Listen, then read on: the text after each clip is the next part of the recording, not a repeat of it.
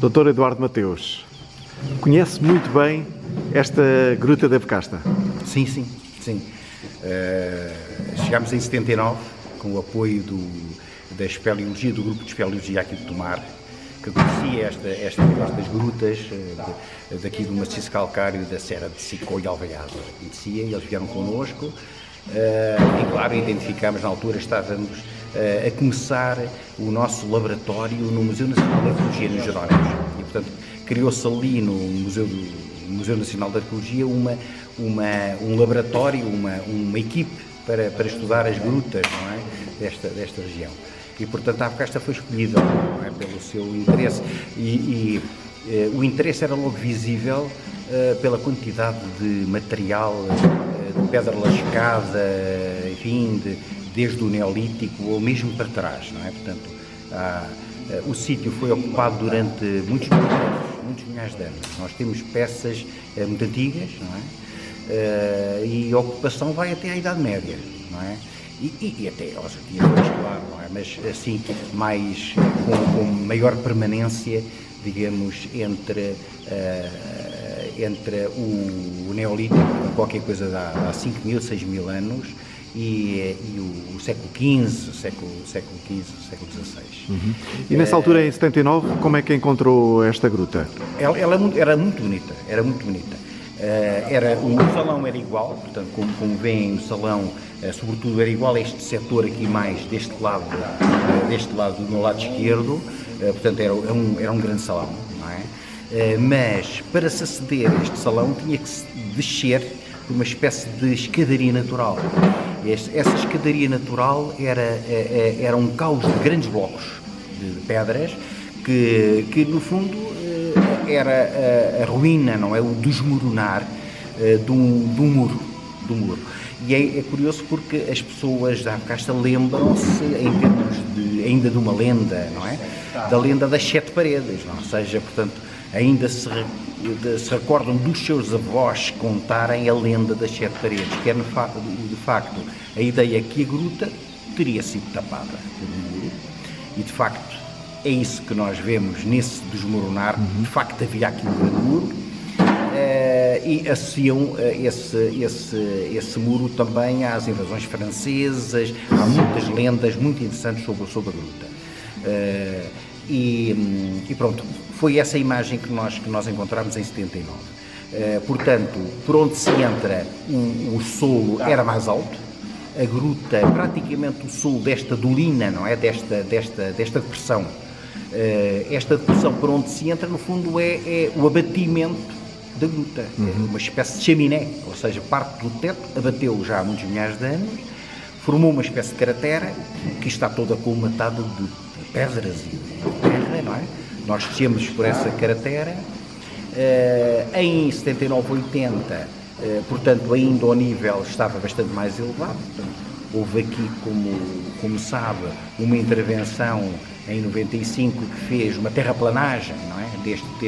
deste talude, ou seja, foi afeiçoar, digamos, esse talude, e a gruta ficou com esta grande abertura. É? Mas nos anos 80 houve uma intervenção importante também dos arqueólogos neste espaço. Exatamente, nós tivemos 3 anos, ou seja, no período de verão, com 3 campanhas, entre 80, 81 e 82.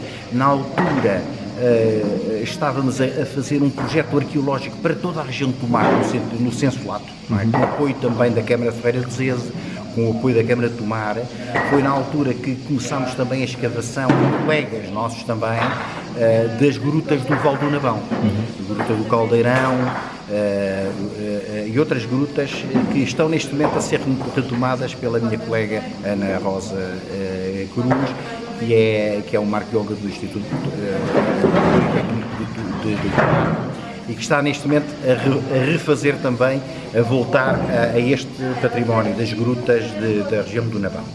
Por isso, ou seja, estamos a retomar os trabalhos de uma maneira articulada. A colega Ana Rosa, com o seu projeto das grutas mais do Val do Nabão, da zona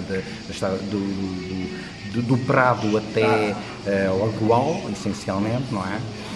E nós retomando aqui a escavação da Gruta da Avocaste. Ainda nos anos 80, foi nessa altura que perceberam o quão valioso era este terreno, quando fizeram algumas escavações até Exatamente. ao subsolo, até onde poderiam ir. Sem dúvida. A nossa intervenção foi tentar perceber o que é que aqui estava. Portanto, fizemos aquilo que nós chamamos uma sondagem, portanto, uma escavação. Exatamente. Numa zona limitada, que é a zona aqui que está mais profunda, onde nós chegámos até 7 metros. 7 metros. Digamos, essa cota dos 7 metros foi apenas em 2 quadrados, não é? 2 quadrados que foram mais fundos. Digamos que as primeiras camadas aqui desta grande sala são essencialmente argilas, são lãs, e vão até cerca de 4 metros. 4 metros. Temos 4 metros de lama, digamos assim. E nesses 4 metros de lama é que nós temos os últimos 6.000 anos. Depois caímos, a seguir essa lama, caímos numa cascalheira de lascas de calcário, que no fundo são a descamação desta parede, ou seja, num período que nós identificamos bem como sendo a última idade do gelo, não é? Ou seja, um período muito frio, em que entre o dia e a noite há uma diferença de temperatura entre a água que não gela, digamos, e a água que gela. Essa água vai fissurando as paredes e vai descamando, digamos, as paredes, e forma uma grande cascalheira. E, portanto, esse nível entre os 4 e os 7 metros é essa cascalheira da última idade do gelo. Portanto, a parte mais interessante que identificamos são estes 4 metros de lama. Vimos que havia uma aldeia cá dentro. E esta situação de estar uma aldeia dentro da lama é única no país.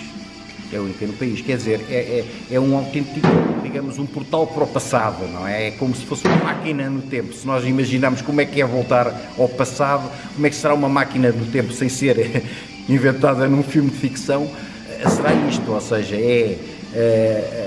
a lama que preserva todo o tipo de vestígio, não é? Nós encontramos, se vir um osso, se vir uma peça de um caco, uma cerâmica, e ele ainda tem restos de matéria orgânica colada ali, não é? Portanto, há um trabalho a fazer a todos os níveis. Portanto, no fundo, estas ciências do passado envolvem-se especialistas nas várias diferentes vertentes. Pessoas que conhecem a pedra, pessoas que conhecem a terra, pessoas que estudam os ossos, as pessoas que estudam os restos das plantas. É um elenco, não é, de especialistas que a gruta exige, não é? E isto faz da Avocaste realmente um sítio único. Eu costumo às vezes dizer que a Avocaste é muitas vezes o oposto aos outros sítios arqueológicos mais conhecidos. Normalmente os sítios são nos cabeços, a pessoa fala muito dos castros, por exemplo, não é?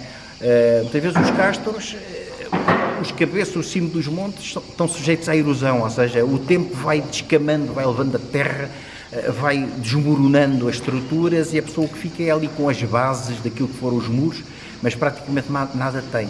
Ou seja, de terra já quase não há nada a preservar aquilo que foram as pegadas ou que foi realmente a ocupação destes homens antigos. Aqui a lama protegeu tudo. Exatamente, aqui é o contrário, é um saco, ou seja, a erosão foi a lama para proteger estas aldeias. Nós imaginamos que esta gente que aqui viveu tinha o problema inverso, ou seja, passados alguns anos tinha que começar a fazer outra vez o chão um bocadinho mais acima, porque o resto já tinha sido carregado com a lama, não é? E que objetos curiosos já foram descobertos aqui? Bem, quer dizer, nós temos aqui um bocadinho aquilo que conhecemos neste oeste europeu, digamos, não é? Aqui a Extremadura portuguesa, sobretudo agora remontando a esta época da idade do cobre e do Neolítico final. Digamos que esta aldeia ainda durou muitos séculos.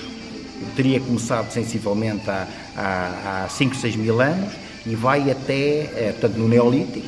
Depois esta gente que aqui estava aprendeu a metalurgia do cobre, e a gruta nesse sentido é muito interessante porque nós encontramos aqui as forjas de cobre, ou seja, são pequenas cuvetes na própria argila onde a cal é utilizada como elemento redutor e catalisador daquela operação de redução dos óxidos metálicos, não é? Os óxidos de cobre ou os óxidos de ferro, no fundo a metodologia é um pouco parecida, ou seja, para depois ficar-se com o metal no seu estado puro, não é? E essa purificação do metal, pronto, está aqui documentada em séculos dessa tecnologia, ou seja, escavamos já várias forjas só neste bocadinho pequeno, portanto, imaginamos que devem estar centenas de forjas separadas por muitos séculos, ou seja, esta tecnologia da metalurgia aqui nesta região. Portanto, esse aspecto da metalurgia antiga, do cobre, depois do bronze, ou seja, da liga entre o cobre e o estanho, e depois do ferro, faz-nos pensar em duas ideias engraçadas. Uma ideia é que a mitologia dos gregos fala do deus Vulcano, que está associado às forjas, como um deus das cavernas, o deus do mundo está enterrado. Os gregos, a forja está muito associada a este ambiente de gruta, não é? É engraçado. E por outro lado faz-nos pensar em Ferreira do Zedo, não é? Que é a zona dos ferreiros. Não é? Portanto, há aqui a tradição da metalurgia. Estamos no centro, digamos, de uma região da metalurgia. Portanto, já remonta a estes 5.000 anos, digamos, ao início da metalurgia. E o barro também está presente? O barro como utensílios? Exatamente. Os utensílios de uma aldeia desse tempo estão aqui todos, não é? Desde a cerâmica, não é? Como sabe, a cerâmica, desde o início da agricultura, pronto, que foi qualquer coisa que aconteceu na Europa, aqui na Europa Ocidental, há 7.000 anos, digamos assim, não é? As pessoas começaram a precisar de cozinhar com recipientes, sobretudo cozinhar os cereais, etc. Portanto, a cerâmica é manual, não é? É aqui um material que aparece com muita abundância. Depois, a indústria da pedra lascada, do sílex, sobretudo, que é um material que corta, muito cortante, muito duro, e que esta gente sabia trabalhar de uma maneira exemplar, com séculos e milénios de experiência já, não é? E que faz, portanto, toda a utensilagem em pedra lascada. Há também a pedra polida, não é? Portanto, os machados, as enxós em pedra polida, muito interessantes. Uma indústria em osso. Há também, como é evidente, para além dos utensílios, muito material consumido, ou seja, da própria alimentação, sementes, as próprias madeiras que são utilizadas e são utilizadas nas lareiras, as madeiras que são utilizadas na própria construção das cabanas, enfim. E ossos humanos também? Ossos humanos apareceram alguns, mas associados, digamos, àquilo que nós chamamos um horizonte de catástrofe, não é? Há aqui um momento de ruína, de desmoronar de alguns dos muros desta aldeia, onde apareceram grandes carvões e alguns ossos humanos. E de facto pensamos, não há propriamente nenhum enterramento. São de facto pessoas que ficaram enterradas debaixo daqueles escombros, não há dúvida. Nós chamamos um bocadinho o nível de guerra, digamos, não é? Mas não sabemos efetivamente ainda o que aconteceu. Vamos tentar perceber o que aconteceu com o evoluir das escavações. O Dr. Mateus já falou que nos anos 90 houve um problema grave, entraram aqui máquinas e desfizeram muito do vosso trabalho e com problemas muito graves para a preservação arqueológica. Pois, efetivamente. Espera-se que não volte a repetir-se? Pois, em 95 houve uma intervenção bem intencionada da Junta de Freguesia para valorizar o sítio. Quer dizer, pronto, o sítio, a Gruta da Avocasta, é uma cavidade que se estende muito para um lado e para o outro, para além desta sala, com zonas que têm estalactites, coisas bonitas que a natureza foi produzindo ao longo destes milhares de anos, não é? E, portanto, são peças bonitas de se ver. E a Junta, numa tentativa, num programa de valorização, acabou por destruir parte desta aldeia. Ou seja, portanto, os bulldozers levaram parte daquela lama que deveria ter sido escavada com todo o pormenor fotografado, ou seja, falta-nos esse bocado, não é? E é isso que é uma pena, mas pronto. Isso também aconteceu porque o Ministério, na altura, não respondeu às solicitações que a Câmara e a própria Junta lhes pediram, não é? Portanto, nós, enfim, o Ministério devia ter estado atento a essa solicitação da parte da Junta de Freguesia, da parte da Câmara, e não esteve. Portanto, há aqui também da parte do Ministério uma lacuna, não é? naquele desastre de 95. Entretanto, houve um processo de classificação deste local que foi muito importante. Exatamente. Quer dizer, no fundo, os sítios que têm este interesse têm que ser classificados. Têm que ser classificados porque acabam por ser uma espécie de riqueza toda, não é? Claro, riqueza para as populações daqui, as populações residentes, mas para todo o português, não é? E até para os europeus, não é? Porque aqui está a história também dos europeus, não é? Aliás, hoje em dia os arqueólogos acreditam que os celtas, não é? Que os escoceses, toda a cultura celta pode estar na origem aqui nesta Extremadura portuguesa, ou seja, neste oeste censulato, não é? Esta faixa calcária